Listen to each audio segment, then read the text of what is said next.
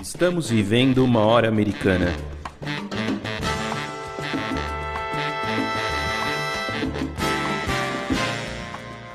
Olá, ouvintes do Hora Americana.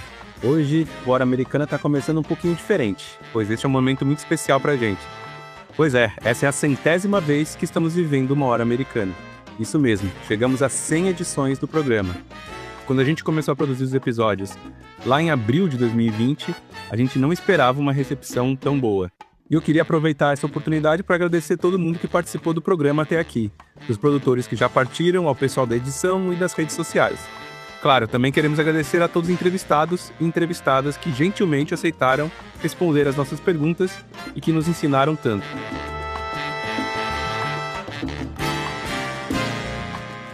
Para comemorar, teremos um episódio com 2 entrevistados.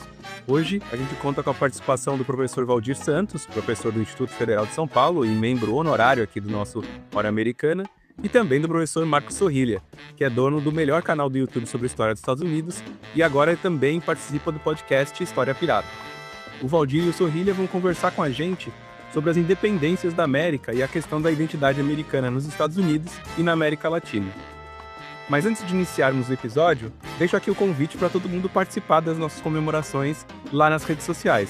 Então fiquem à vontade para enviar mensagens, podem fazer sugestões de novos temas e dizer também o que vocês mais gostaram entre essas 100 horas de história americana que vocês ouviram por aqui. É isso, então um ótimo episódio para todo mundo e participem lá.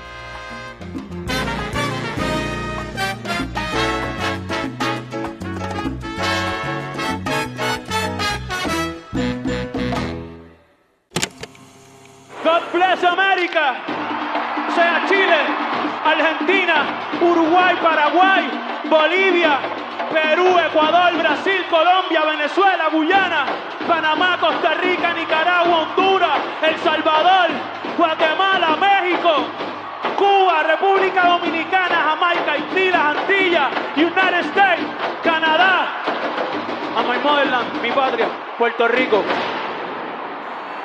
Seguimos aquí.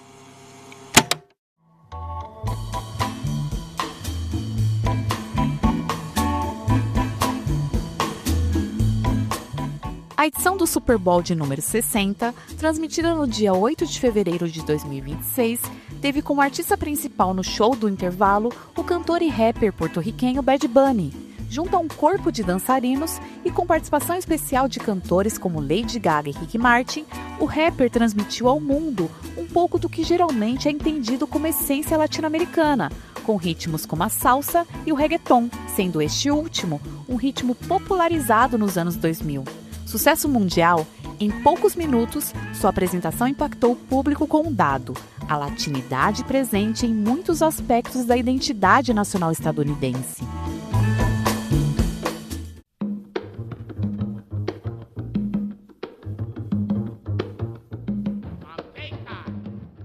A história dos Estados Unidos possui, sob diversos matizes, a presença de muitos elementos espanhóis. A imagem da Virgem de Guadalupe, Santa Padroeira das Américas, pode ser vista nas principais igrejas católicas do país. Outro ponto importante dessa discussão é o registro de nomes espanholizados nos Estados Unidos, a exemplo dos bebês Bolívar, uma clara referência ao líder das independências hispano-americanas, Simón Bolívar, no contexto das independências da América Espanhola.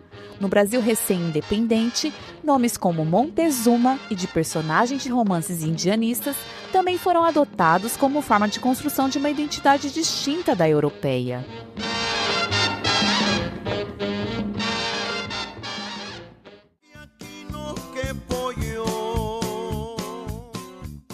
Além disso, uma questão importante é o fato de que entre 30% e 40% do atual território dos Estados Unidos pertenceu ao México em algum momento do passado.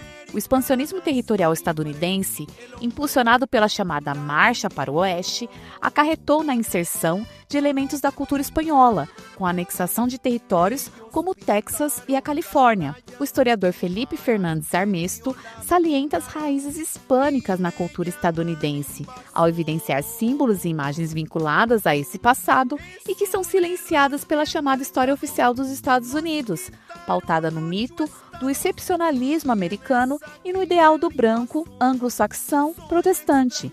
Numa entrevista para a C-SPAN's Book TV em 2014, ele afirma que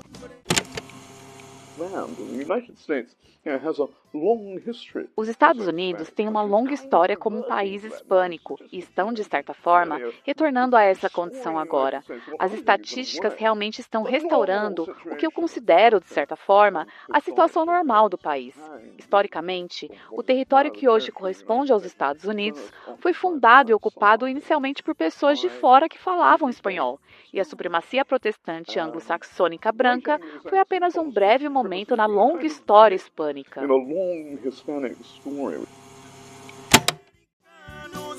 Somos más americanos que el hijo de anglosajón.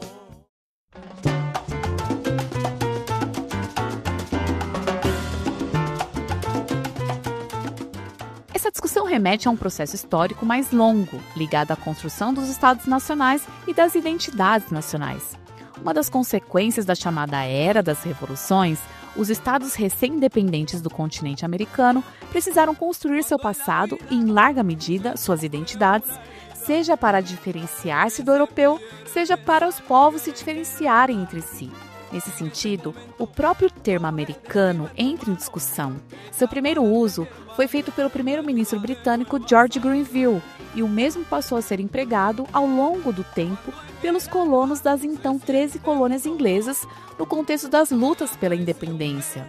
No longo século XIX, o termo americano passou por um processo gradativo de racialização, no qual se construiu uma dicotomia entre o branco protestante e o latino católico, que fortaleceu a ideia de superioridade estadunidense em relação aos povos latino-americanos.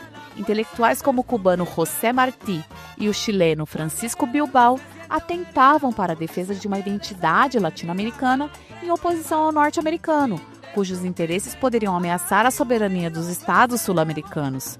Bilbao afirmou o seguinte em uma conferência em Paris no ano de 1856. Mas a América vive, a América Latina, saxônica e indígena protesta e se encarrega de representar a causa do homem, de renovar a fé do coração, de produzir, enfim, não repetições mais ou menos teatrais da Idade Média com a hierarquia civil da nobreza, mas a ação perpétua do cidadão, a criação da justiça viva nos campos da República.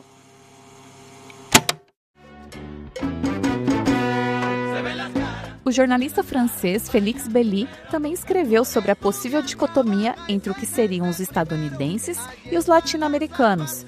Em 1856, ele expôs a política dos Estados Unidos de forma semelhante aos seus contemporâneos latino-americanos, ao afirmar que duas raças, duas religiões, duas influências essencialmente contrárias e hostis partilham a terra de Colombo. Essa oposição entre Sul e Norte prevaleceu tanto na construção das identidades nacionais quanto na reflexão histórica e literária. Quais foram as conexões possíveis nos processos de formação dos Estados Unidos e dos países vizinhos? Como as experiências emancipatórias do século XIX foram observadas por seus contemporâneos? Como se construiu uma concepção de América Latina oposta à América anglo-saxã? Para responder a essas perguntas, nossos entrevistados do 100º episódio do Hora Americana são os professores Valdir Santos, do Instituto Federal de São Paulo, e Marcos Sorrilha, da Universidade Estadual Paulista.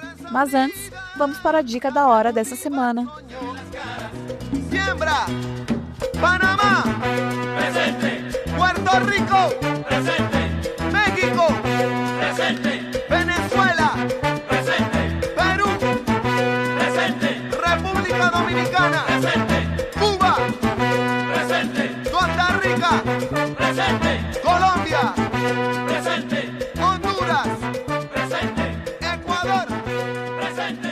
Bolivia, presente. Argentina, presente. Nicaragua sin Somoza, presente. El barrio, presente. La esquina.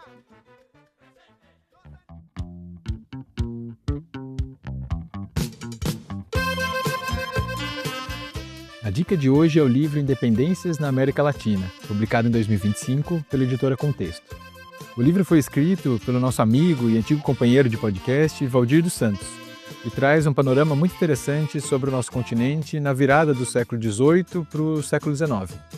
O interessante na obra é que ela não divide o processo de independência a partir de recortes nacionais.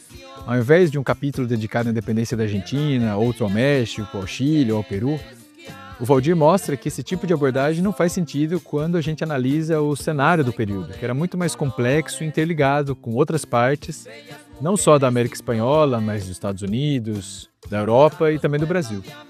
Um exemplo é o capítulo que fala sobre a atuação do Francisco de Miranda. O Waldir mostra como a atuação desse militar na região da atual Venezuela estava relacionada com uma série de outras questões e outras regiões, como, por exemplo, a invasão inglesa ao Porto de Buenos Aires em 1806. O livro também se afasta de uma outra abordagem ainda hoje muito repetida e muito tentadora, que é a ideia de que a independência das colônias americanas teriam sido o desdobramento de ações e de disputas travadas pelas potências europeias no cenário europeu.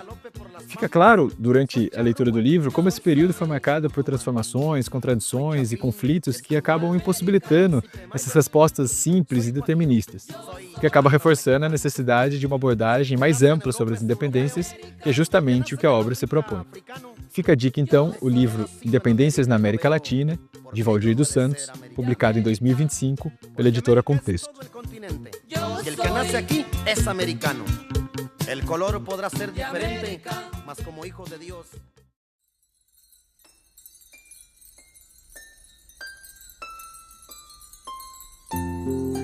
Você está ouvindo o Hora Americana.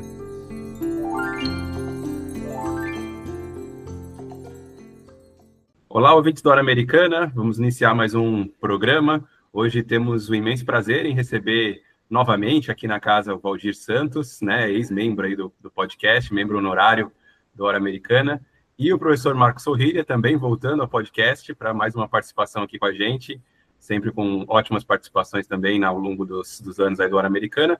Justamente, né, dois convidados muito especiais para um programa que também é muito especial, que é o nosso 100º programa, né, 100º episódio do Hora Americana. Então, depois aí já estamos na 7ª temporada do podcast, né? Depois aí, né, entrando no nosso 7º ano de produções, temos esse episódio que tem como tema a história da independência e da identidade americana, né? Juntando aí essa questão das relações entre Estados Unidos, América Latina, Brasil, para a gente fazer essa discussão que hoje também está muito na pauta. Então, sejam muito bem-vindos, Waldir e Sorrilha, ao Hora Americana. Obrigado, Caio. Obrigado, pessoal, pelo convite. Estamos aí, mais uma vez, para mais uma entrevista aí com o Hora Americana para falar dos Estados Unidos e a América Latina. Eu também agradeço o convite, ainda mais por ser uma data especial. É sempre bom participar de podcasts que a gente é ouvinte, né? Que a gente é fã e gosta de acompanhar o trabalho, que é um jeito de contribuir para que vocês continuem produzindo conteúdo de qualidade. Muito obrigado. Então, vamos começar. A Evelyn vai começar com a primeira questão. Nos últimos anos, uma vertente de trabalhos acadêmicos, né, tem evidenciado as conexões e as influências existentes entre os processos de independência da América Espanhola e da América Portuguesa. Ou seja, né, em outras palavras, como a emancipação dos países vizinhos afetou o Brasil e vice-versa. E, nesse sentido, em que medida a independência dos Estados Unidos teve pontos de contato com as experiências vividas no século XIX no conjunto do continente americano? Bom, em primeiro lugar, obrigado, Evelyn, pela pergunta. A pergunta é excelente. Eu penso que, em primeiro lugar, a gente tem um fator estrutural, né? A gente está vivendo ali entre o fim do século XVIII e início do século XIX, aquele período que a gente costuma chamar de Era das Revoluções. Nesse sentido, essa historiografia mais nacionalista, de maneira geral, procurou pensar esses vários eventos que ocorreram ali entre fim do século XVIII e início do século XIX de maneira apartada, de maneira separada. Ou, em outra medida, se pensou esse período a partir de grandes revoluções que ocorreram no hemisfério norte, como a Revolução Francesa, a Revolução de Independência dos Estados Unidos, a Revolução Industrial. Hoje em dia, eu acho que a historiografia ela tem pensado, principalmente a partir dos debates em torno da história global, esses grandes eventos entre fim do século XVIII e início do século XIX, esses eventos eles têm sido pensados de maneira articulada, de maneira conectada e sempre a partir de suas múltiplas influências, né? Então, nesse sentido, a Revolução Francesa não pode ser pensada sem a Revolução Haitiana, a Revolução de Independência dos Estados Unidos não pode ser pensada também apartada do que estava acontecendo na Europa nesse período, e as revoluções de independência na América Latina, elas também aparecem de maneira extremamente articulada, a Revolução Francesa, a Revolução Haitiana, a Revolução de Independência dos Estados Unidos, dentro de um processo mais amplo, né, em que essas várias revoluções, elas têm as suas especificidades, mas ao mesmo tempo elas estão articuladas, elas estão conectadas e elas fazem parte de um quadro revolucionário comum. Então, eu penso que a primeira coisa a se dizer é isso. Além disso, também, principalmente quando a gente pensa nos personagens que hoje a gente chamaria de latino-americanos ou nos personagens hispano-americanos, uma questão que eu acho que vale a pena ressaltar é a grande circulação entre esses personagens, principalmente nos Estados Unidos. Vários desses personagens que vão ser importantes nas independências da América Hispânica são personagens que, de alguma maneira, passam pelos Estados Unidos. O próprio Bolívar, que antes de se tornar esse grande líder das independências, faz quase o seu grand tour pela Europa, né? Passa por Paris, por Viena, por Roma.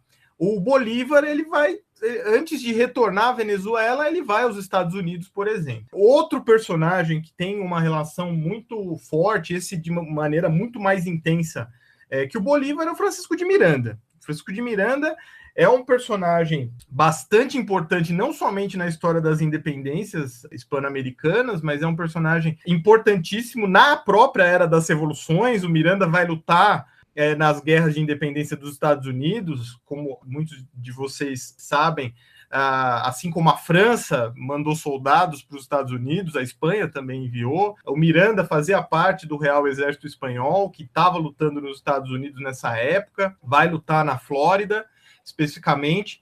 Lá na década de 1780, o Miranda ele vai ser acusado de traição pelos espanhóis e vai partir para os Estados Unidos. Nos Estados Unidos ele vai travar contatos com George Washington, com John Adams, com Hamilton, vai travar contatos com Thomas Paine, famoso filósofo radical, que não é norte-americano, britânico, mas que estava lá nos Estados Unidos nesse período.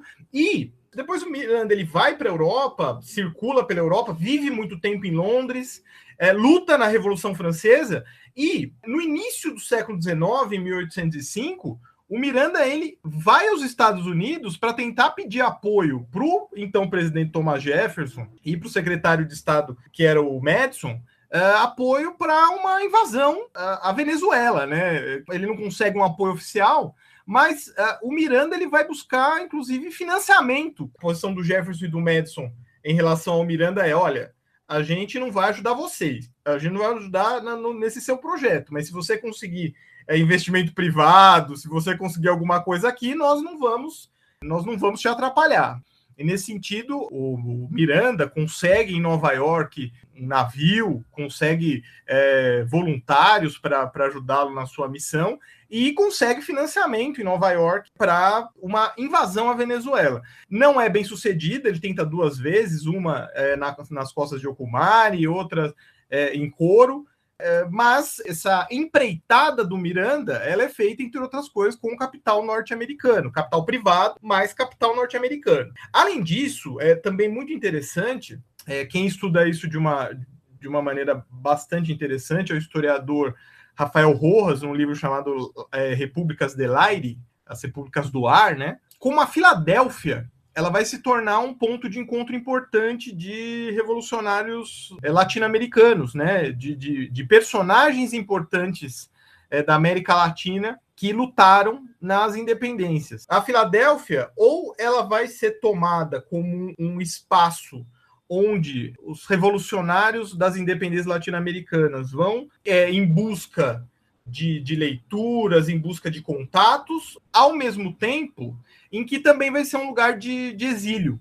Vários personagens que vão acabar sendo exilados no contexto das lutas por independência também vão para Filadélfia. que vai ser um ponto importante para a formulação de um pensamento republicano latino-americano. Então, o ayaquilenho Vicente Roca Fuerte, Manuel Lourenço de Vidal, peruano, o cubano Félix Varela, por exemplo, vão estar na Filadélfia. Um personagem importante ali entre fins da década de 10 e início da década de 20 é um personagem chamado Manuel Torres, que era um diplomata da Nova Granada, atual Colômbia, que vai ter bastante contato lá com editoras da Filadélfia.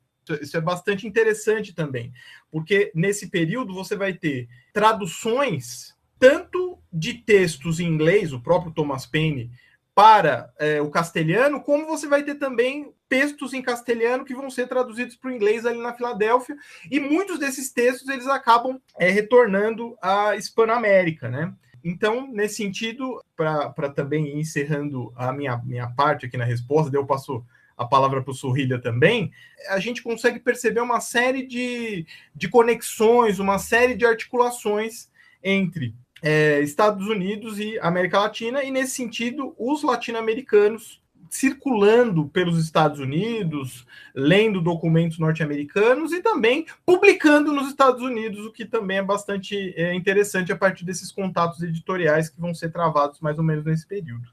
Bom, Heavenly, falando especificamente da segunda parte da pergunta, né, em que medida a independência dos Estados Unidos teve ponto de contato com as experiências vividas no século XIX, eu acho interessante a gente falar um pouco de como a independência dos Estados Unidos foi uma grande referência para a América Latina, né, dado a ter sido um processo de independência, o primeiro processo de independência no sentido moderno a ter sido travado, e também por conta da experiência republicana, né, que se ergueu já no final do século XIX. Então a gente vê isso tanto no século XVIII ainda, sendo a Revolução Americana, a independência dos Estados Unidos, como uma das grandes inspirações, por exemplo, para a Inconfidência Mineira, né?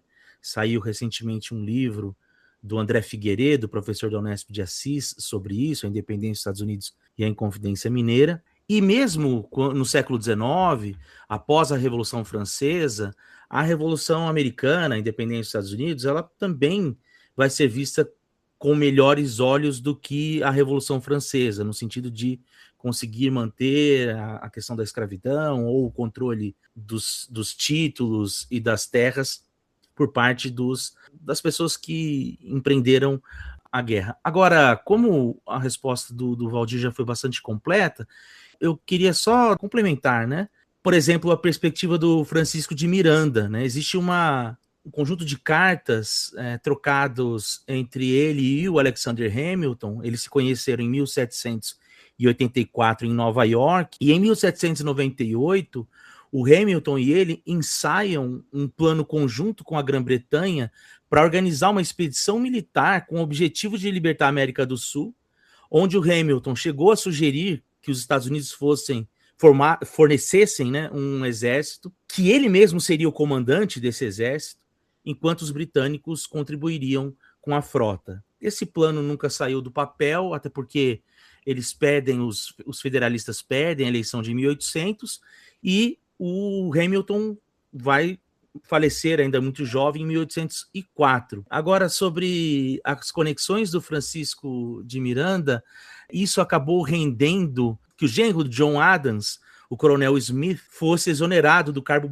público que ele tinha, porque o seu filho, neto do John Adams, aos 19 anos, resolveu se juntar à tripulação do Francisco Miranda, em 1806, para libertar a Venezuela do domínio espanhol. A tentativa foi malograda, o William Smith, o neto do John Adams, foi preso, os seus companheiros foram executados, ele conseguiu sobreviver, mas o seu pai acabou perdendo um cargo por, justamente, violar a lei de neutralidade estabelecida por Thomas Jefferson, como o próprio Valdir já falou. Ressalto ainda que há algumas outras conexões que eu julgo interessantes, né? Por exemplo, na Revolução Pernambucana. E aqui eu indico o artigo do José Gomes Cabral, Flávio José Gomes Cabral, chamado Independências, os Estados Unidos e a República de Pernambuco, de 1817, em que um emissário pernambucano foi até os Estados Unidos em 1817, o nome dele era Antônio Gonçalves da Cruz, conhecido como Cabugá, foi lá e ele foi lá justamente solicitar apoio militar dos Estados Unidos e também com $800 mil para a compra de armas e pólvora. Mais uma vez recebeu um não dos Estados Unidos pela mesma questão já exposta pelo Valdir, mas levantou certo entusiasmo mais uma vez de John Adams, que teve um encontro pessoal com ele, achou ele bastante interessante. E finalmente, devo dizer que, e isso eu vou retomar mais para frente na nossa conversa, em março de 1818, o Henry Clay, que era o presidente da Câmara dos Representantes nos Estados Unidos, ele apresentou uma emenda a um projeto de lei orçamentária nos Estados Unidos que previa a destinação de $18 mil para cobrir os salários de despesas de um embaixador dos Estados Unidos em Buenos Aires, o que efetivamente representaria o reconhecimento da independência da Argentina por parte dos norte-americanos, né? A moção foi rejeitada pela Câmara por 115 a 45 votos, mas isso demonstra também que os americanos não passaram, as revoluções de independência não passaram despercebidas pelos norte-americanos. Sorrilha, aproveitando isso que você vem falando, tem ultimamente sido retomado muito aquela ideia da América para os americanos num contexto completamente diferente do período da independência. Mas essa lógica, ela remonta aos Estados Unidos lá do final do século XVIII, começo do século XIX. Você podia falar um pouco sobre como que os Estados Unidos viram o processo de emancipação da América Espanhola e se eventualmente se posicionaram politicamente a respeito do tema? E, claro, a relação disso com essa lógica de uma América mais americana do que europeia. É muito interessante essa questão, e aí eu vou indicar um outro livro da Caitlin Fitz, infelizmente esse não tem tradução para o português, chamado Our Sisters Republics, que ela trata justamente de como as independências da América Espanhola e do Brasil, da América Latina de maneira geral, foram recebidas pelos estadunidenses, né, no período em que ela aconteceu. E é surpreendente o que o livro nos traz, porque há um completo descompasso entre o que a opinião pública entendia das independências e o que o discurso oficial propagava, né? No discurso oficial há quase um silêncio a respeito das independências, enquanto na percepção popular existe um grande entusiasmo, né? As pessoas viam, e ela percebe isso lendo os jornais da época, né? Porque nos jornais da época existia sempre, principalmente na data de 4 de julho, uma série de brindes comemorando a independência que eram publicados. E nesse contexto das independências da América Espanhola, principalmente entre 1816 e 1825, o que nós vamos encontrar são esses brindes sendo publicados nos jornais, lembrando as independências da América Espanhola, e num sentido de continuidade ao projeto republicano iniciado pelos Estados Unidos em 1776. Ela lembra que ali após 1815, os Estados Unidos saem de uma guerra contra a Grã-Bretanha, que em muitos lugares é chamado de segunda independência dos Estados Unidos.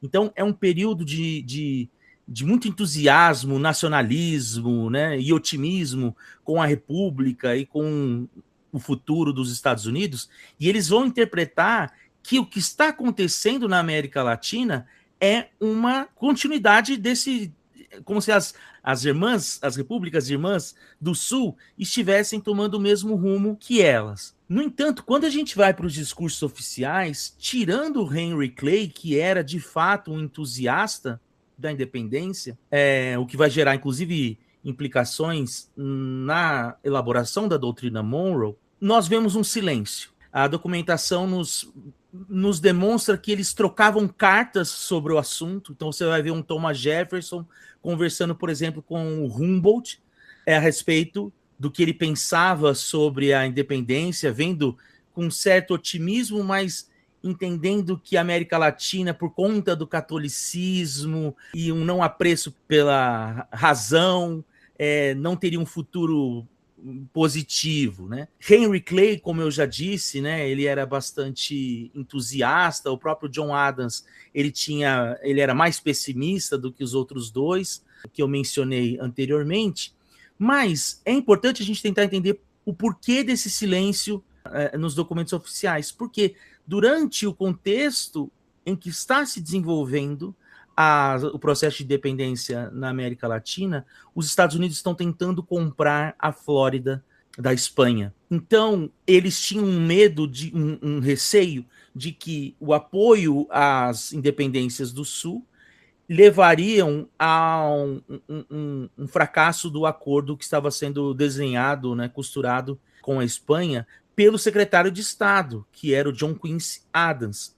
Não por menos, o acordo é fechado em 1822, se eu não me engano, e em 1823 vem a doutrina Monroe, que a parte que diz respeito à América Latina é justamente escrita pelo John Quincy Adams, né? Então, existia, como existe até hoje nos Estados Unidos, um pragmatismo muito grande em relação a isso, que se contrapõe ao entusiasmo. Uma das provas desse entusiasmo, além dos jornais, e aqui eu finalizo a minha resposta, é o número de bebês bolívares que vão nascer no período. Há um número de crianças que vão ser registradas com o nome de Bolívar, ou com nomes espanholizados, como Miraflores, né, em referência ao processo de independência e ao entusiasmo popular que existia no período.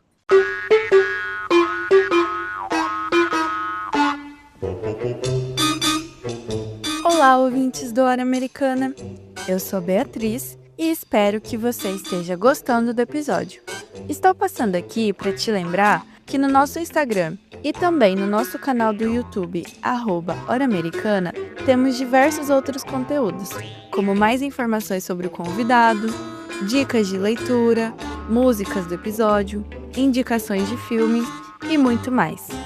Lá, você também pode entrar em contato com a gente, deixar comentários e sugestões, além de apoiar o trabalho do Hora Americana e contribuir na divulgação científica da história das Américas. Nos vemos por lá.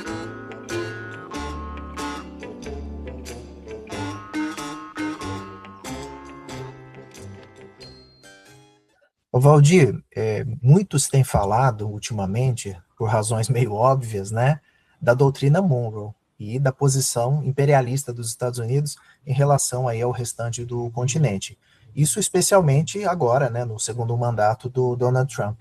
Então você pode falar para o ouvinte do Hora Americana o que foi exatamente a doutrina Monroe e como ela impactou as relações entre os Estados Unidos e os países vizinhos ao longo ali do século XIX?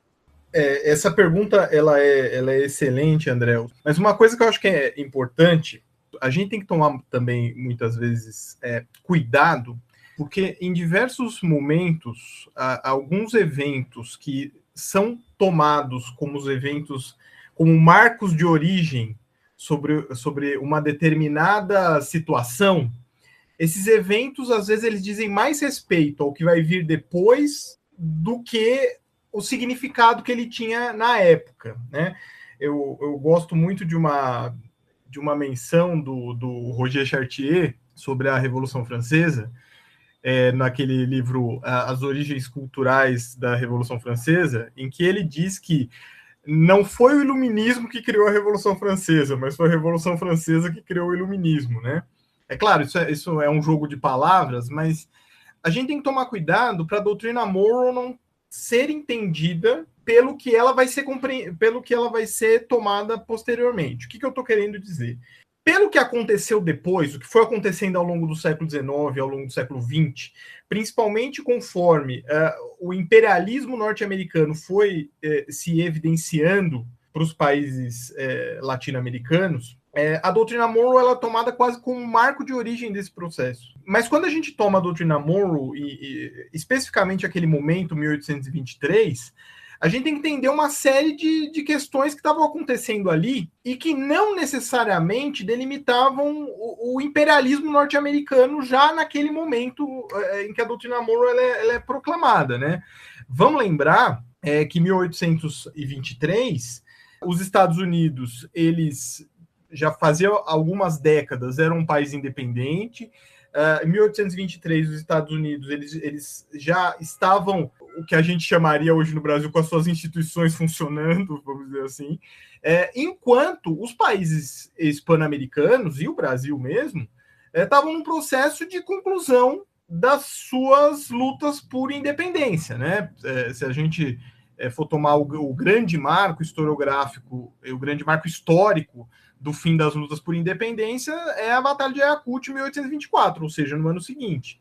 Né? O Brasil tinha se tornado independente em 1822, o México em 1821, isso pensando no contexto latino-americano.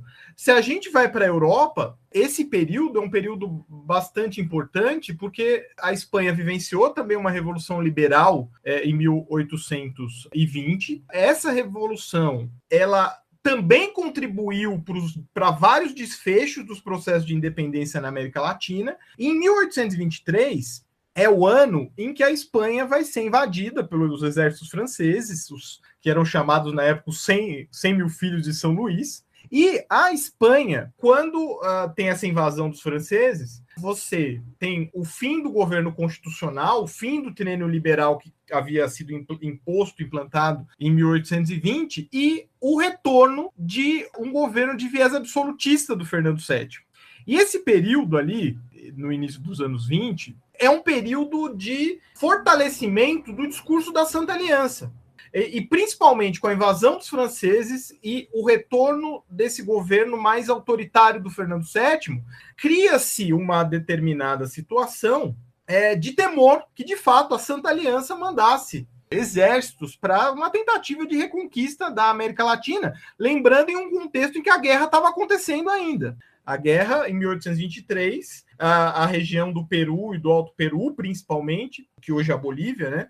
Eram regiões ali em que a guerra persistia, e nesse sentido havia de fato um temor que houvesse esse envio, né, de tropas, não só espanholas, mas tropas lideradas pela Santa Aliança. Nesse contexto, tanto a Inglaterra, isso é importante dizer, né, não é só os Estados Unidos que são contra essa recolonização, a Inglaterra também é contra, inclusive por interesses econômicos. Para a Inglaterra, em termos geopolíticos e em termos econômicos, era bastante importante a manutenção das independências hispano-americanas, e para os Estados Unidos também. Né? Os Estados Unidos também pela questão econômica, também pela questão comercial, mas por uma questão ideológica e prática, no sentido de que uma intervenção europeia, especificamente da Santa Aliança Espanhola sobre a América Latina, poderia colocar em risco a sua própria soberania. Então, a gente tem que entender a doutrina Monroe dentro desse quadro mais geral.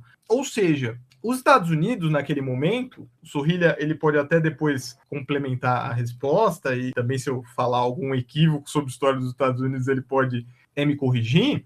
Vários historiadores, eles dizem que os Estados Unidos, por exemplo, não tinham condição militar e naval de proteger as costas do continente americano todo. O único país naquele momento que tinha alguma possibilidade de proteger os litorais do continente americano era a Inglaterra, né? Então, nesse sentido, os Estados Unidos, para além de um discurso já fundamentalmente imperialista e fundamentalmente intervencionista em relação à América Latina, os Estados Unidos, quando o presidente James Monroe, né, nesse famoso curso anual que ele vai fazer no dia 2 de dezembro de 1823, ele defende a não intervenção europeia sobre a América. Para além de um discurso fundamentalmente imperialista, o que ele está fazendo ali é, de certa maneira, também um discurso para o público interno norte-americano, para dizer, olha, nós vamos proteger a América dos europeus, né? Ou seja,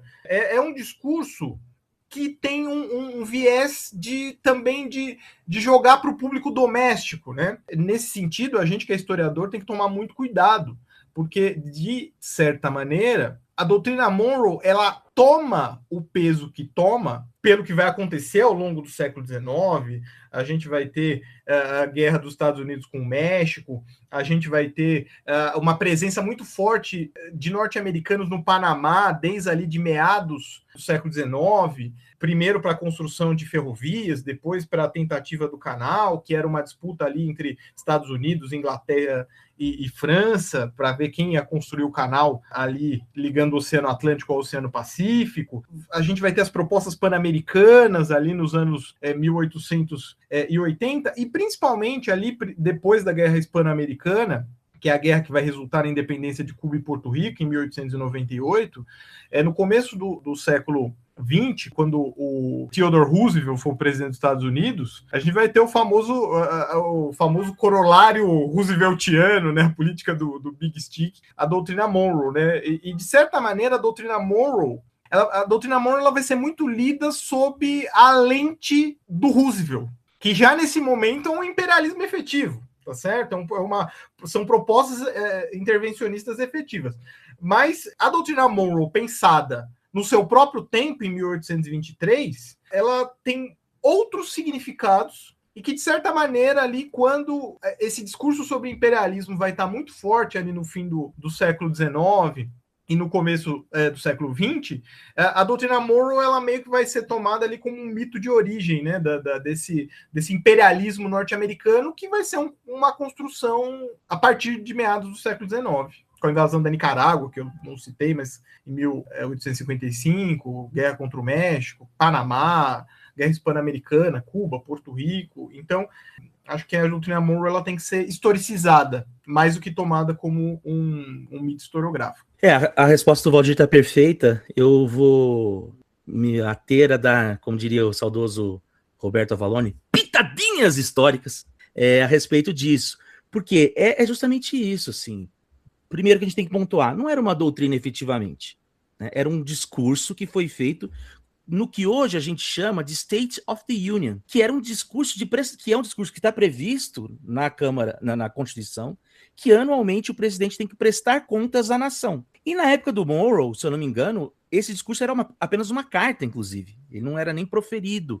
Ele começa sendo proferido e Thomas Jefferson não gostava muito de falar em público, começou a transformar isso em cartas. E o que é importante, então, não é uma doutrina especificamente, não é algo que diz, a partir de agora, a política externa norte-americana vai fazer isso. Não, ela é um discurso que é proferido como num momento de prestação de contas do presidente, em que ele fala de construção de barragem, construção de aqueduto, expansão do correio, enfim, de uma série de coisas, e ao final ele faz menção às guerras e faz a questão da América para os americanos, como depois se consagraria. Aí aqui as pitadinhas históricas. Quem faz essa proposta aos Estados Unidos? Vamos fazer uma carta conjunto, dizendo para a Santa Aliança que a América é dos americanos, é a Grã-Bretanha. George Canning, que era o ministro de Relações Exteriores, né, na verdade, secretário de Negócios Estrangeiros da Inglaterra, propõe isso ao Monroe, e o Monroe vai consultar algumas pessoas. Entre elas o Thomas Jefferson, que é favorável, diz que se os Estados Unidos viessem a se unir com a Inglaterra, ele seria, de fato, traria a Inglaterra para o lado dos interesses americanos. O seu secretário de guerra, o Calhoun, e o outro ex-presidente, James Madison, seguem a proposta do Jefferson, e o único que vai dizer que não vai ser justamente o secretário de Estado, John Quincy Adams, que vai dizer o seguinte, olha, e por uma questão que eu falei na outra resposta, eles tinham acabado de sair com uma guerra com a Inglaterra, o sentimento anti-britânico era muito grande, ao mesmo tempo que o sentimento de apoio às independências era muito grande popularmente, então esse era um tema popular. Ele ia concorrer às eleições de 1824. Se ele assina esse documento de apoio à Inglaterra, ele tinha sua eleição malfadada, já ele ia perder, porque os Estados Unidos ia se pôr como alguém subserviente à Inglaterra e, ao mesmo tempo, ia reconhecer a importância da causa, que era a grande pauta eleitoral do Henry Clay, que ia concorrer contra ele na eleição do ano seguinte. Então, há também um interesse da política interna nessa sinalização, né, que nós vamos ver.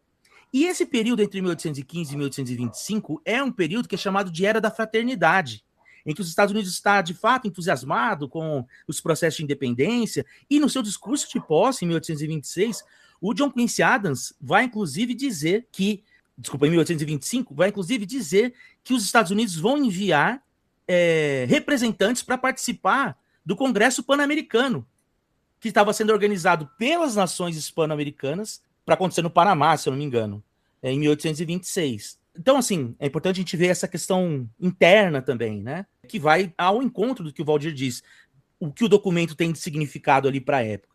E olha só que interessante. Quando o Jackson se elege, o Jackson era um nacionalista, ele achava isso uma bobeira, sistema americano e tal. Então, esse é um tema que vai ser abandonado pelas relações externas dos Estados Unidos, né, durante muito tempo. E só vai começar a voltar à discussão em 1845, no contexto da Guerra Americana-Mexicana, em que vai surgir, com o James Polk, já um sentido mais imperialista dos Estados Unidos. E olha só que interessante, é justamente em 1845, nesse contexto, que vai surgir o famoso termo Destino Manifesto, que é a primeira vez mencionado num artigo de um jornal democrata, por um sujeito chamado John O'Sullivan, que vai defender a anexação do Texas, que levaria à guerra contra o México. Em nenhum momento ele usa da doutrina Monroe para justificar a anexação. Ele fala da providência e de uma superioridade racial norte-americana. Então, é de fato só a partir do fim da expansão dos Estados Unidos, né, da corrida para o ouro, da expansão para o oeste, em que os Estados Unidos começam a olhar para o continente e buscar novos mercados, novos parceiros, que a ideia da doutrina Monroe começa a circular e vai ser de fato, então, tomada como um marco inicial que justifica a atuação dos Estados Unidos no continente pelo Theodore Roosevelt. Então, a leitura que a gente faz da doutrina Monroe como sendo a América para os americanos e o início do imperialismo norte-americano, lá em 1823, na minha opinião, ela é equivocada, né? Ela é, justamente como o Valdir disse, ela é lida a partir das lentes rooseveltianas, digamos assim. A gente pode dizer que ela era explicitamente anticolonial e talvez implicitamente imperial, mas ela estava muito mais respondendo a demandas da sua época e questões imediatas, né, do que necessariamente pensando uma maior atuação dos Estados Unidos no continente. Só para fazer uma complementação, que eu acho que é importante também a gente para pensar o que foi esse discurso do Monroe naquele período. Esse discurso ele foi muito bem recebido na América Hispânica e, inclusive, no Brasil. Quando a gente pensa na recepção do discurso, esse discurso norte-americano de que os Estados Unidos estavam se posicionando contra possíveis invasões ou expedições espanholas ou expedições comandadas pela Santa Aliança, foi saudado positivamente e não visto como uma ameaça à soberania hispano-americana, à soberania brasileira e assim por diante. Ou seja, os Estados Unidos naquele momento eles não foram tomados como alguém que queriam a hegemonia sobre o continente, mas como um aliado nos processos de independência. É óbvio que depois isso vai se transformando ao longo do século, mas naquele momento havia mais simpatias do que antagonismos entre Estados Unidos, América Hispânica, Brasil e assim por diante. É importante fazer esse esclarecimento também. Então, dando continuidade, né, a esses aspectos, queria agora entrar na questão da identidade americana, né, que, enfim, acho que todo esse contexto que vocês passaram da época das independências é fundamental para a gente entender esse ponto que hoje, né, até no debate público aparece bastante, né, que é essa ideia de uma reivindicação, né, dos Estados Unidos em relação à ideia deles serem América, né, uma identidade americana que seria própria e exclusiva dos Estados Unidos, né? Então essa identificação entre Estados Unidos e América, que muita gente vai dizer que isso acaba excluindo, né, o restante da América, apagando, silenciando um continente que é tão diverso, né? Uma região, outros países, outras culturas ali presentes, aqui presentes também, né? Então eu queria perguntar, Sorrilha, você poderia falar um pouco sobre como que se deu esse processo dessa construção da identidade nacional estadunidense, tomando, né, esse nome da América para eles, em detrimento aí de uma visão desse continente americano como esse espaço mais diverso. Como vocês mostraram na época das independências, isso aparecia ali, né, de alguma forma ou de outra, essa questão de uma América mais diversa e que incluía aí a Hispano-América também como parte de um processo maior de uma americanidade, podemos dizer assim. Legal. Obrigado pela pergunta, Caio. É aquela pergunta em que eu vou ter que falar se o certo é americano ou estadunidense, né? Mas vamos lá.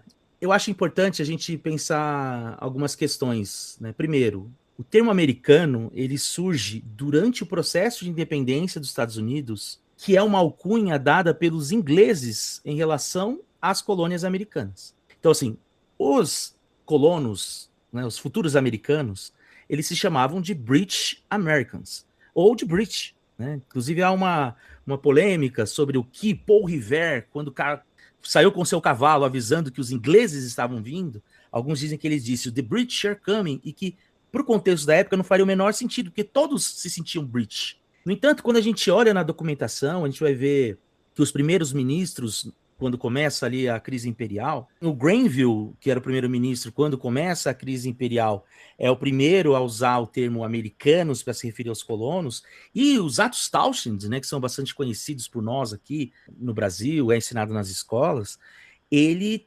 apresenta para a Câmara, né, dos deputados, né, para o Parlamento Britânico, o projeto americano. Também tem esse nome. Então, aos poucos, os colonos vão se apropriando desse nome, americanos, americanos, americanos, para fazer essa distinção para os ingleses. Tanto que em 1776 já, nós vamos ver na Declaração de Independência, a Declaração de Independência dos Estados Unidos da América, e já no discurso de despedida do George Washington, nós vamos ver ele se proclamando para o público como nós, os americanos. Né? Então, nós, os americanos e tudo mais, usando esse termo para se referir a eles mesmos. Né?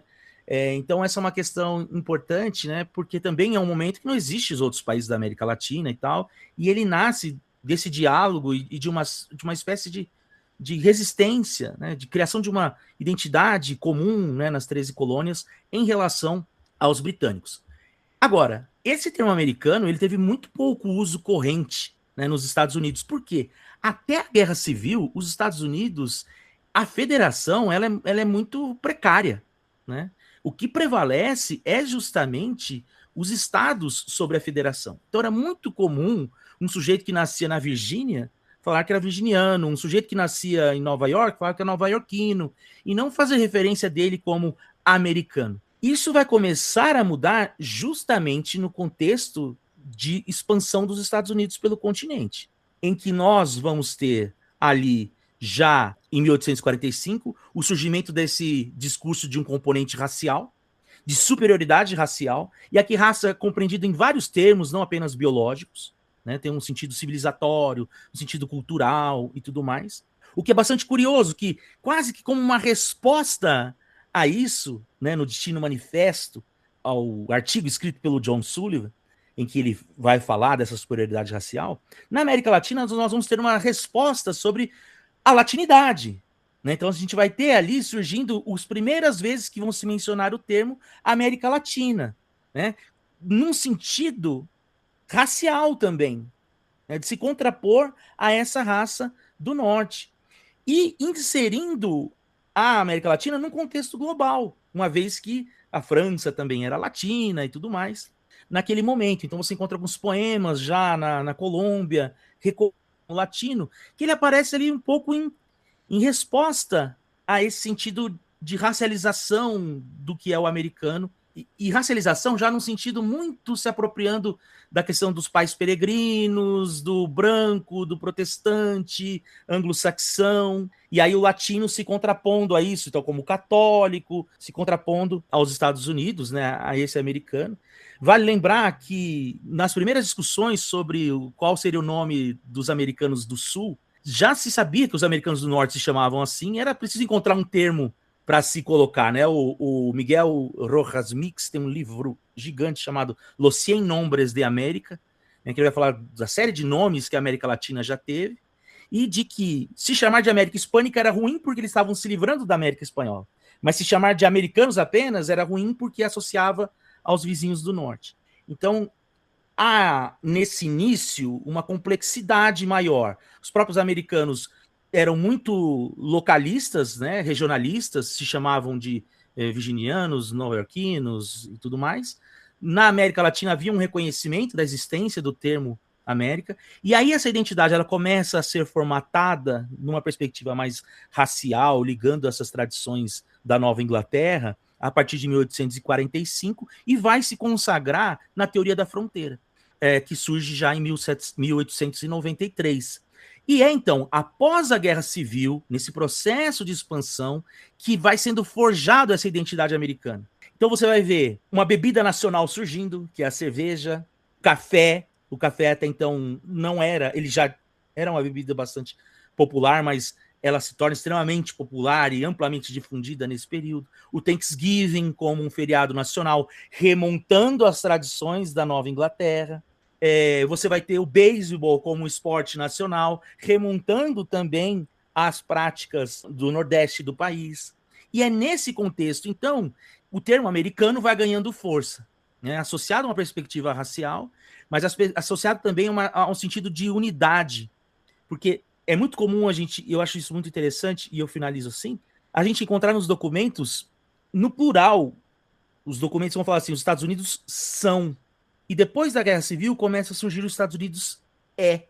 E nesse processo, então, de estabelecer uma unidade territorial, linguística, de mitos e tal, vai surgir a ideia do americano, anglo-saxão, protestante e tal, que vai se difundindo de maneira bastante ampla no final do século XIX, até mesmo para justificar as intervenções, como nós dissemos. Isso a gente vai encontrar sobremaneira, por exemplo, na ocupação das Filipinas.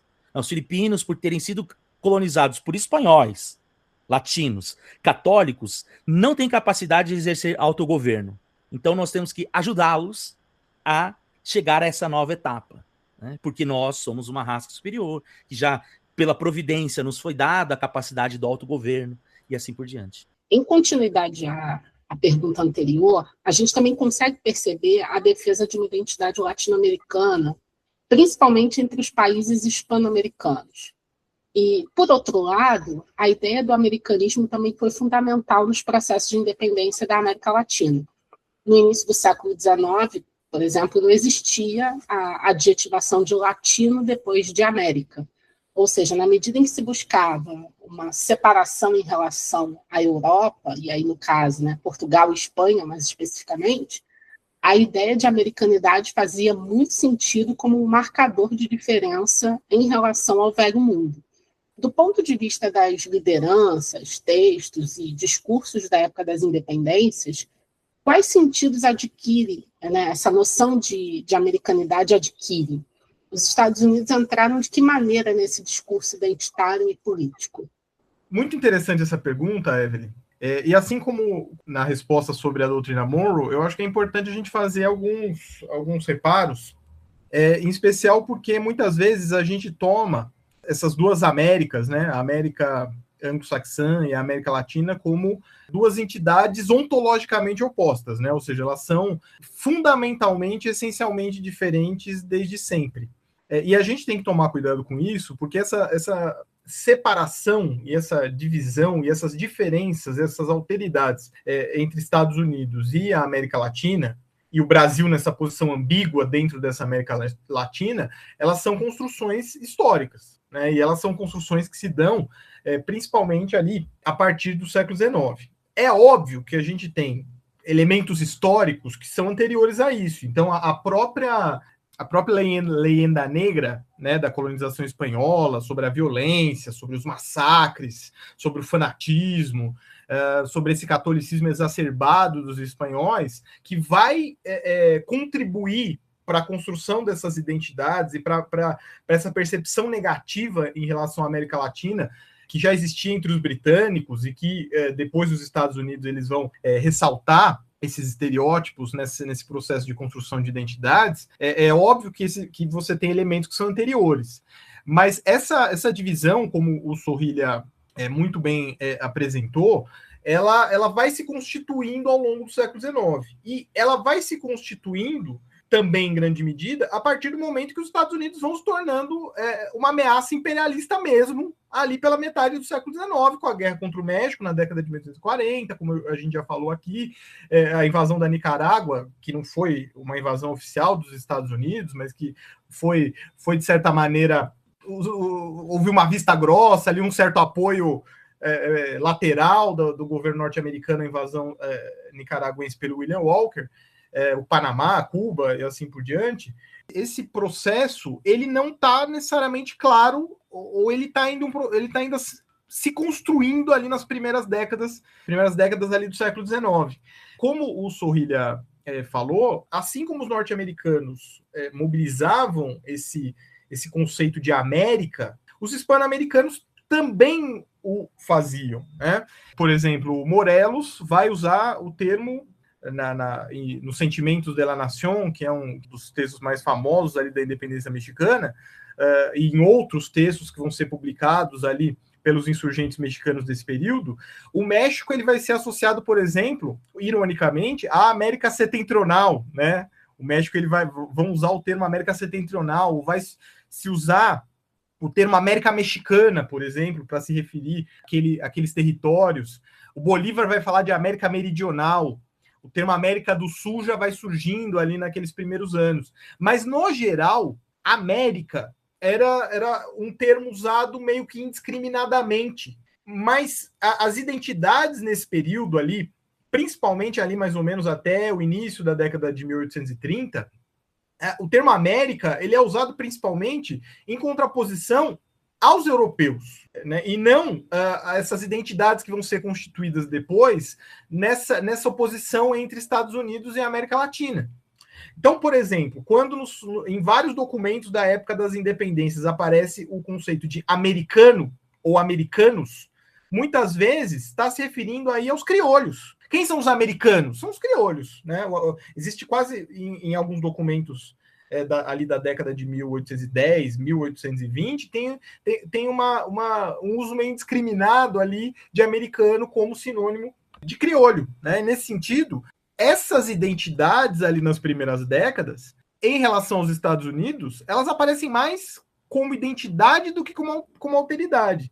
E um exemplo nesse sentido é que o republicanismo hispano-americano, ele em grande medida, ele vai dialogar muito fortemente com o republicanismo norte-americano, e esse republicanismo americano, vamos dizer assim, ou, em outras palavras, como diz o Rafael Rojas, historiador cubano, esse americanismo republicano, ele vai colocar, muitas vezes, mais proximidades que distanciamentos na relação entre os Estados Unidos e a América Hispânica. Uma ironia que hoje, para a gente, talvez seja meio difícil a gente entender, ali em meados da década de 20, para várias regiões da América Espanhola, da América de colonização espanhola, o Império Brasileiro se apresentava mais como um fator de oposição ou de alteridade do que os próprios Estados Unidos. Porque a América era muitas vezes associada à ideia de república.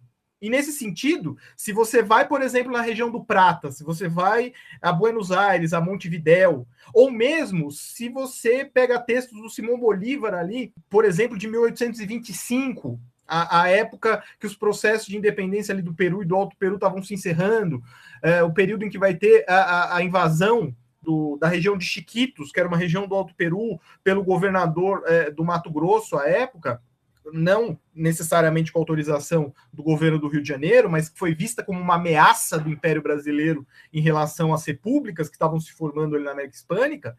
Em determinado momento ali da década de 1820, o Brasil se apresentava como uma ameaça maior do que os próprios Estados Unidos para essas regiões da América do Sul. Então, a gente tem que tomar um cuidado para não ser anacrônico e entender que essas identidades elas vão sendo múltiplas, elas vão se transformando ao longo do tempo. E essa oposição clara dos Estados Unidos em relação à América Latina, ela vai estar posta depois da segunda metade do século XIX, em especial pelos Estados Unidos aparecerem como uma ameaça imperialista, e por outro, os Estados Unidos vão se tornando uma grande economia mundial com interesses econômicos sobre o restante das Américas. Mas, repito, isso ainda não estava dado na década de 1800, 1810, 1820. Isso é uma construção que vai se dando a partir do momento que os Estados Unidos vão se transformando, de fato, em uma potência mundial e com pretensões hegemônicas sobre o continente. Né? Mas isso vai se dar mais para frente. É óbvio, e aqui também eu acho que é importante ressaltar, que os Estados Unidos eles não são unanimidade no continente americano, não são hoje, né? Não eram na virada do 19 para o 20, mas também não eram ali enquanto estava rolando o processo de independência. Né? Por exemplo, o mexicano Frei Servando Teresa de Mier, ele vai, enquanto estava na Filadélfia, em 1819, dizer que os Estados Unidos deviam ser um farol para a América de colonização espanhola. O Bolívar, no famoso discurso de Angostura, ele vai dizer as seguintes palavras: esse povo é único na história do gênero humano. Ele está falando do povo norte-americano. Um modelo singular de virtudes políticas e ilustração moral. Não obstante, a liberdade foi seu berço. Se criou na liberdade e se alimenta de liberdade. Perceba que o Bolívar, ele apresentava, em dado momento da sua retórica, mais simpatia aos Estados Unidos do que ao Brasil. Isso é uma questão importante. Ao mesmo tempo, você também tem personagens ali que se apresentavam como não muito simpáticos aos Estados Unidos. Um exemplo, o Andrés Bello, o venezuelano, que também chegou a passar pelos Estados Unidos, que vai chamar os Estados Unidos de República Maquiavélica, em 1821. É claro que isso tem uma dimensão republicana muito clara, né? Vamos lembrar do Poco, que é o momento maquiaveliano, né? Uma República Maquiavélica também nesse sentido, mas existe uma certa ambiguidade aí nessa fala do Andrés Bello. E ele vai dizer o seguinte: de todas as nações antigas e modernas, os Estados Unidos era, na visão do Andrés Bello, a mais odiosa aos meus olhos, né? Ou seja, você já tem essas várias visões distintas sobre os Estados Unidos já nesse período. Essas visões, elas também têm muito a ver com a posição política daqueles que apresentavam essas visões. Quanto mais favoráveis ao republicanismo, ao federalismo, mais simpáticos aos Estados Unidos, quanto mais centralizadores, com mais simpatias às monarquias, menos simpáticos aos Estados Unidos, mas mesmo com essa diversidade de visões sobre os Estados Unidos ali na década de 1810, 1820, mesmo com essa diversidade, os Estados Unidos eles não eram vistos necessariamente como uma ameaça imperialista, como será visto posteriormente. Repetindo, para terminar a resposta, essa visão dos Estados Unidos imperialista ele vai se constituindo ao longo do século XIX, mas no momento das independências isso ainda não está claro.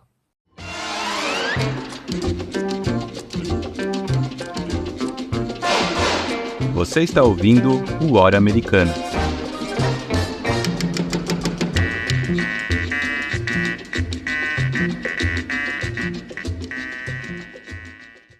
Ô Sorrilha, hoje em dia esse tema da identidade americana permanece, enfim, em voga, seja num debate político, no debate acadêmico, não é?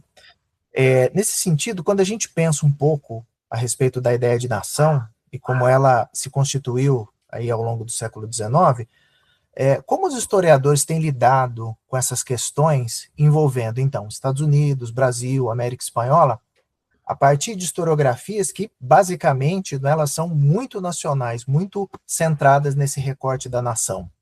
Ótima pergunta, André.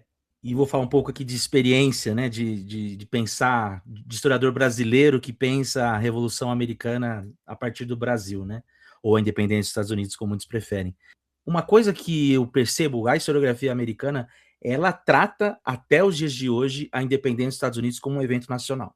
O máximo de conexão que ela faz é com a Inglaterra, justamente numa perspectiva de negação do desmonte do império e do processo de independência. Então, quando eles vão falar de circulação... Então, por exemplo, vou trazer aqui alguns exemplos para vocês. Tem um livro que eu acho excelente, que é Os Dentes Falsos, de George Washington, em que existe uma perspectiva de tentar pensar a circulação das ideias, França, do iluminismo, então de como existia ali um processo de via dupla das ideias que surgem na França com as ideias que surgem nos Estados Unidos e como são de resposta a isso e tal.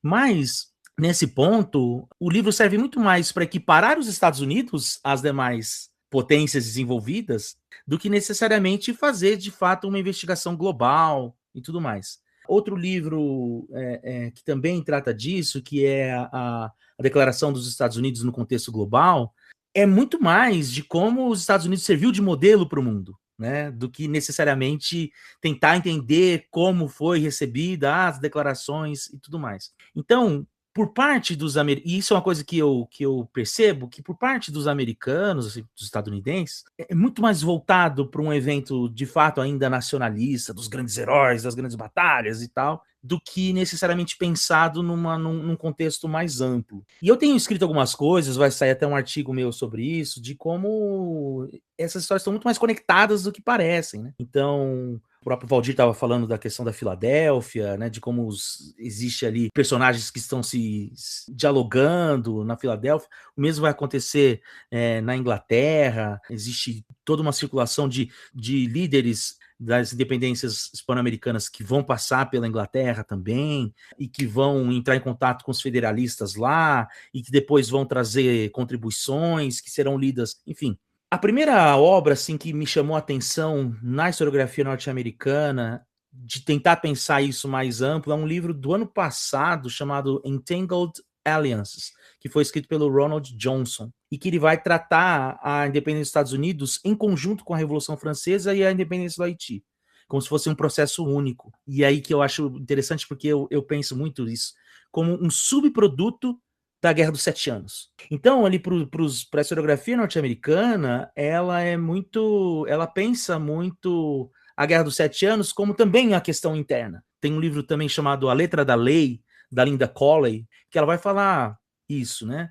As principais disputas navais da Guerra dos 7 Anos foram no Oceano Pacífico. Por quê? Porque esse deslocamento de tropas para lutar nas Américas desmontou a França e a Inglaterra no que diz respeito à sua influência na Ásia, à sua influência no Oriente Médio e assim por diante, né? Então, o que eu percebo é que, aos poucos, vai surgindo na historiografia americana algo que, para nós, eu acho que é mais típico nosso de pensar. A gente pensa muito em nossa independência com as suas conexões, atualmente até alguns ensaios de pensar a independência do Brasil relacionados a Angola, né? E para nós é algo mais, digamos assim, natural, pensar de maneiras mais conectadas. Então, quando surge a questão das histórias atlânticas, além na década de 90, eu percebo que os Estados Unidos ainda está pensando muito a historiografia no sentido do que nós fizemos para o mundo, né? Aí agora, já até passando a moda da história global, a história global retomou essa discussão e buscando conexões mais amplas. E aí a gente pode pensar, né? Por exemplo, tem um livrinho meu também que está para sair, que eu trato também essa questão. Se fala muito da influência da Espanha na independência dos Estados Unidos, da França, né, independência dos Estados Unidos, e muito pouco da Espanha, né? O Valdir trouxe essa questão também, né? Então, há sim um apoio. Por quê? Porque boa parte do continente que depois virou Estados Unidos era da Espanha. Então você tinha soldados, você tinha generais, você tinha gente que contrabandeava e que participou das independências, né? Então, a hora que você vai se livrando de uma coisa que a gente já falou aqui, né? Desse mito de que o americano é a Nova Inglaterra, né? Você vai percebendo mais essas conexões que vão sendo estabelecidas. E eu acho que a historiografia ela tem caminhado muito nessa direção. Então, por exemplo, tem uma obra clássica, né, o livro de Tiradentes, já mostra isso, como há uma circularidade na França dos livros sobre a independência dos Estados Unidos, que vão ser incorporados pela Inconfidência Mineira. Por outro lado, você tem essa discussão de como o Brasil é uma ameaça para os hispânicos, como vai até mesmo forjar as identidades dos brasileiros e dos hispano-americanos, né, de modo que há toda essa discussão que a gente pode falar mais para frente, de somos latinos ou não, né? E eu acho que, então, a historiografia ela caminha na tentativa de superar essas barreiras nacionais. Claro, no final das contas, uma história global pode ser um perigo de você falar sobre tudo e acabar falando sobre nada. Mantendo o objeto nacional ainda como interesse, mas tentando compreender que muitos dessas nações sequer existiam, desses limites que são estabelecidos, como bem disse o Valdir, dessas identidades que foram criadas, né, ao longo do século XIX. Eu voltei recentemente de uma viagem para os Estados Unidos, que eu fui apresentar um trabalho sobre a historiografia, o que a historiografia brasileira fala sobre a independência dos Estados Unidos, e o professor que me recebeu lá, o Denver Brunsman, ele fala assim, o século XIX é o século da mentira. Eles inventaram todas as mentiras que a gente conta hoje. Então, todas essas questões de limites geográficos bem estabelecidos, de identidades, línguas e tudo, isso é um processo que vai se dar ao longo do século XIX e que ali não está posto.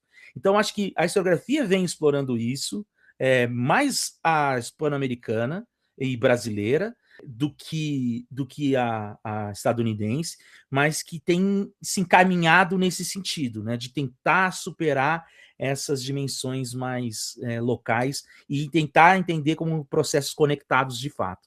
Eu acho que o Sohili ele apontou o a questão fundamental, né? Quando a historiografia norte-americana começa a falar de história global, né? A questão de desestadunizar, né, a história dos Estados Unidos, né? Tem uma entrevista do historiador mexicano Maurício Tenório Trillo com Thomas Bender, se eu não me engano, que havia publicado um livro chamado, ou que estava para publicar, agora não sei exatamente, um livro chamado A Nation Among Nations, né? Uma nação entre nações. É óbvio que a historiografia que se constitui ao longo do século XIX até grande parte do século XX, no mundo inteiro, ela tem um viés muito nacional, quando não nacionalista. Agora, é interessante, acho que o Sorrilha levanta essa lebre, que é uma lebre interessante. Quando a gente pensa na América Latina, de maneira geral e historicamente, acaba frequentemente em sua historiografia, nas suas ciências sociais e assim por diante, se pensando a partir de um determinado lugar no mundo, pelo menos desde meados do século XX, para não ser exagerado. Não só os debates sobre colonização, que a gente vai ter, por exemplo, Caio Prado Júnior, que vai pensar a América Latina dentro do capitalismo internacional, depois teoria da dependência, Fernando Novaes, né?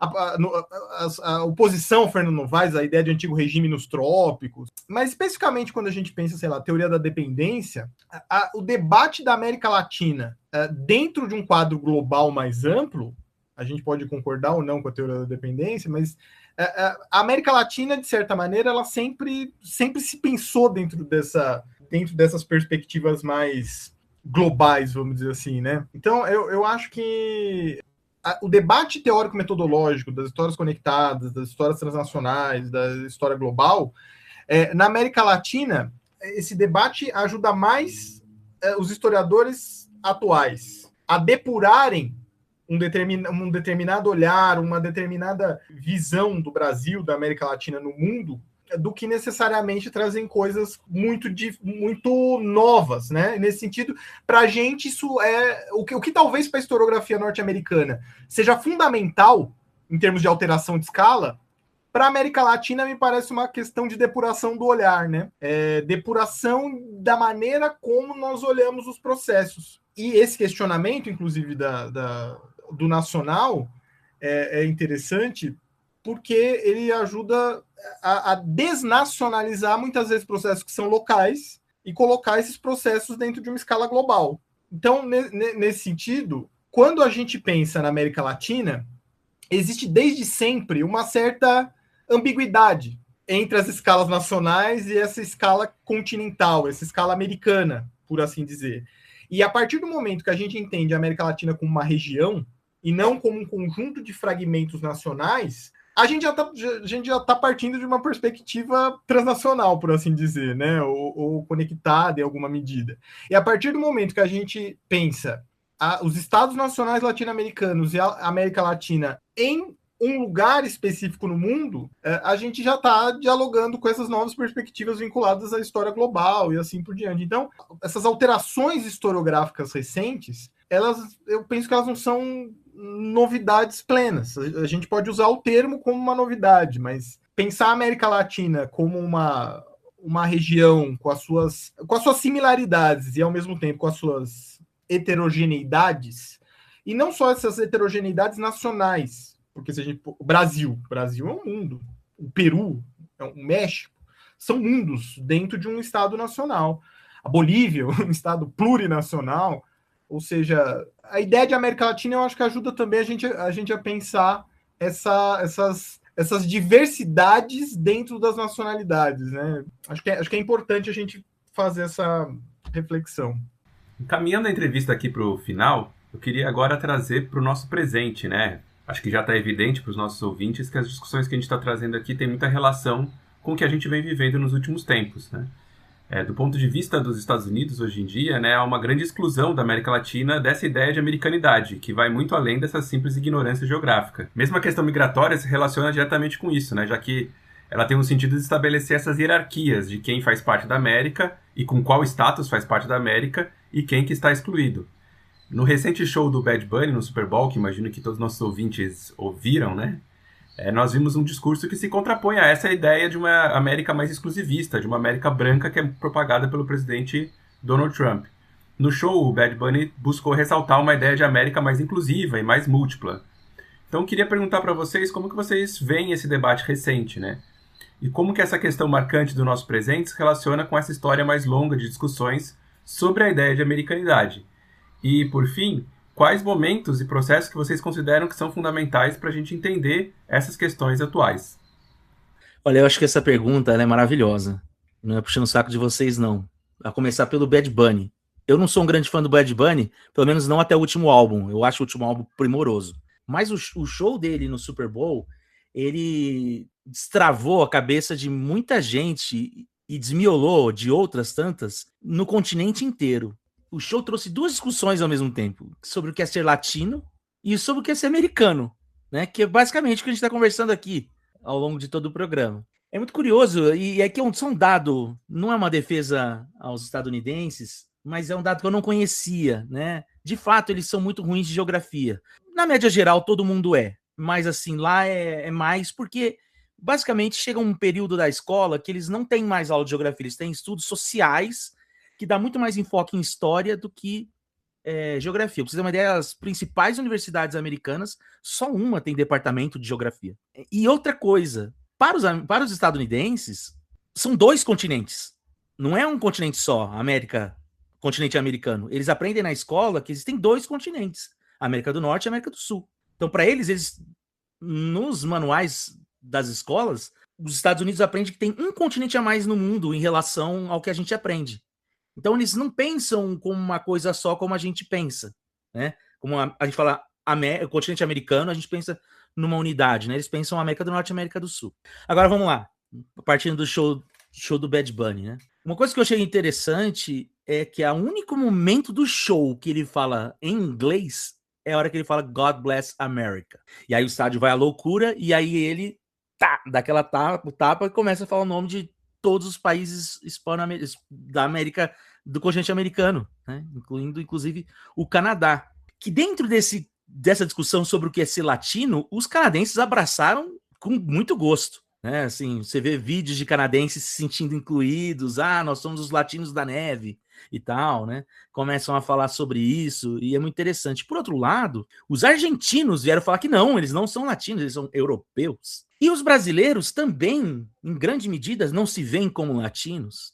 Então, o que a gente percebe é que o termo latino ele não é só pejorativo nos Estados Unidos. Ele tem outros lugares em que ele acompanha uma questão pejorativa. Tem um vídeo lá no meu canal, um dos vídeos mais polêmicos lá do canal, de por que o governo dos Estados Unidos não considera os brasileiros latinos. E eu começo o vídeo falando, olha, gente, um disclaimer, nós somos latinos.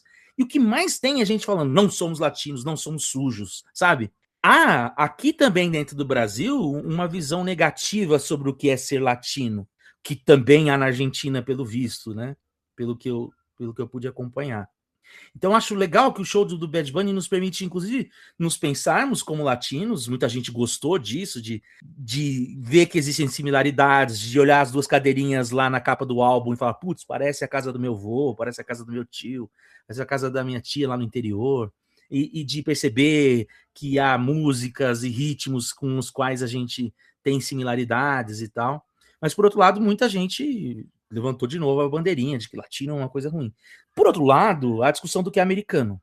E aí eu acho que é interessante porque vem ganhando mais espaço dentro dos Estados Unidos isso, né? Principalmente dentro dos setores mais progressistas, que começam a entender, americano talvez não seja o termo correto. Há nos Estados Unidos uma disputa sobre o que é ser americano também, né? Que é trazido muito por essa resistência, porque hoje 20% da população dos Estados Unidos é de origem hispânica e fala. Nos lugares mais cosmopolitas, eu tive lá recentemente, né, como eu falei para vocês, o meu espanhol é muito melhor que o meu inglês, eu não tinha dúvida alguma. Eu chegava lá no mercadinho que eu já via, assim, coisas latinas e tal, eu já mandava em espanhol, porque era muito mais fácil, e rolava um senso de camaradagem muito maior, sabe? Cheguei no lugar que os caras não estavam servindo um negócio, falei, não tá servindo um negócio? O cara já trouxe para mim, sabe? O velha camaradagem latina. Então, Esse processo já começou lá, assim, no Texas, que é representação, né, dos Estados Unidos e tal, que o Trump tanto gosta. A população branca já não é maioria. 51% é formado por outras etnias. Então, essa necessidade de reafirmar o americano branco, o anglo-saxão e tal, é muito mais de resistência a esse processo inexorável. Eu vi recentemente um analista falando: o Bad Bunny não é a América do futuro, ele é a América de agora. Representa como business até porque ele é americano, né? Assim, não só por causa do continente, mas ele é cidadão estadunidense, né? Ele é de Porto Rico. Porque já é uma América muito mais diversa. Pô, os caras fazem Super Bowl comendo nacho, chile, taco, e aí fica reclamando num evento que aconteceu na Califórnia, no estádio do São Francisco, na cidade de Santa Clara, e os caras vão reclamar que está ficando latino demais. E aí eu retorno a uma coisa que eu disse, né? É essa ideia de que a história dos Estados Unidos, ela é a expansão do anglicismo, do WASP, né? Pelo continente americano, quando na verdade não é isso. Existem várias tradições. A gente não falou muito aqui, mas os indígenas, né? Até mesmo para pensar essas conexões globais, os papéis que os indígenas tiveram na Guerra dos 7 Anos, na Guerra de Independência, e intercalando, eles viviam em territórios que eram de espanhóis, em territórios que eram de franceses, e lutavam, porque para eles ainda mais não existiam essas fronteiras, né? Eu acho que essa discussão vai ganhando espaço e, em grande medida, vai se tornando um reconhecimento da pluralidade. Eu não sei qual é a saída. Os Estados Unidos não têm mais saída no sentido de reafirmar a sua identidade a partir do branco. Aliás, há quem diga que isso nunca foi positivo para os Estados Unidos. Os Estados Unidos têm duas formas de construir a sua identidade. Ou é voltando para os pais fundadores e vendendo a ideia do mito americano, da ideia da liberdade, da igualdade, dos valores. Já não estão mais tão em voga assim, porque os próprios americanos percebem que o sonho americano não é acessível nem para eles. Ou pelo caminho étnico, que geralmente leva a Ku Klux Klan. Então, eu fico às vezes me pegando aqui. Houve uma tentativa no início do século XX de traduzir uma espécie de melting pot para os Estados Unidos, mais ou menos como a gente fez aqui, que longe de ser o ideal, talvez seria um caminho de conciliação entre as múltiplas faces que os Estados Unidos têm hoje, e sobre o que é ser americano, né? Da parte de nós aqui, porque assim, beleza, eu acho que quem fala assim, nós também somos americanos, é muito mais de uma resistência, de uma incapacidade nossa de criarmos uma identidade comum, do que de verdade, né? Se você viajar, alguém perguntar o que você é, você vai falar brasileiro, o mexicano vai falar mexicano. Quem fala, eu sou americano, né? Então, mas ao mesmo tempo, pensar que é possível questionar isso, eu acho que o Bad Bunny teve a contribuir. Não, muito, muito legal essa resposta do Zorrilla. E é muito interessante, né? Pensando o caminho contrário, né? Porque o Zorrilla terminou pensando nesse brasileiro hipotético que vai viajar e que, óbvio, esse cara ele não vai se colocar como um americano, né? Mas também, em diálogo com a resposta do Zorrilla, é muito interessante também a quantidade de brasileiros que, ao viajar ou ao morar mesmo nos Estados Unidos, se entendem como latinos. É muito curioso que o reconhecimento do brasileiro enquanto latino, a percepção do brasileiro como tendo uma identidade, ou algum tipo de identidade com o mexicano, com o porto-riquenho, mesmo o porto-riquenho fazendo parte dos Estados Unidos de alguma forma, ou com o peruano, o boliviano, se dá fora, né, se dá fora do seu país, se dá no país do outro, a partir do momento em que você é um estrangeiro, né? Ao mesmo tempo, pensar o quanto os Estados Unidos, para além da própria ação dos Estados Unidos, da maneira como os Estados Unidos agem no mundo, especificamente agem na América Latina, também pensar o quanto os Estados Unidos ele contribui para a formação de identidades locais, e especificamente identidades políticas locais, bem como a América Latina. O quanto se dizer latino-americano no Brasil também é você se colocar num determinado lugar no jogo político brasileiro. Então, o brasileiro que reivindica a América Latina muitas vezes a partir de uma percepção mais de esquerda, progressista, ou alguma coisa nesse sentido, está pensando em geral o quê? Está pensando em geral uma construção, não especificamente identitária, mas uma construção geopolítica, uma construção econômica que permita os países dessa nossa parte do continente de talvez resistirem a processos econômicos mais amplos, de se colocarem de uma maneira mais forte, mais imponente no mundo, né? Se a gente pegar, por exemplo, nos 2 primeiros governos do Lula, o fortalecimento do Mercosul, a ideia da Unasul, que tem esse peso de pensar a América Latina de forma específica, a América Latina como uma parte fundamental do Sul global e a América Latina a partir de suas relações com o que se convencionou chamar de Norte global, né, com a Europa e com os Estados Unidos. Por sua vez, a América Latina, aqueles que são contra esse projeto, a América Latina é tudo que a gente não quer ser, enquanto brasileiros. Vai para Cuba, vai para Venezuela, né, que se convencionou em um determinado momento da história do Brasil. E os Estados Unidos, como o espelho reverso dessa história, também representam no nosso país e no continente, no subcontinente latino-americano, uma forma de construção de uma identidade política local. A gente vê setores latino-americanos que sonham que os seus países ou suas regiões se tornem grandes Miamis, né? Miami como esse pedaço também da América Latina, em alguma medida, né? Então, a adesão ou a refutação aos Estados Unidos e à América Hispânica, ou o Brasil dentro da América Latina, também nos ajudam a pensar não só identidades nacionais, identidades regionais, seja o que for, mas nos ajudam também, atualmente, nesse mundo polarizado, a pensar nossas próprias identidades políticas, né? O debate sobre a invasão do Trump na Venezuela tem um peso no debate de política interna do Brasil. O Lula fazer uma declaração sobre esse tema, ele tem um peso de política doméstica. Tem um peso de política externa, mas tem um peso de política doméstica e tem um peso de construção identitária, de certa forma, né? Então, é muito, muito interessante a gente pensar essas multiplicidades das relações entre Estados Unidos e América Latina nos seus múltiplos âmbitos, o âmbito econômico, social, político, cultural, e se a gente não pensa essas relações nessa totalidade, a gente talvez perca algum aspecto importante dessa discussão, né? Só um rápido adendo, se me permitem.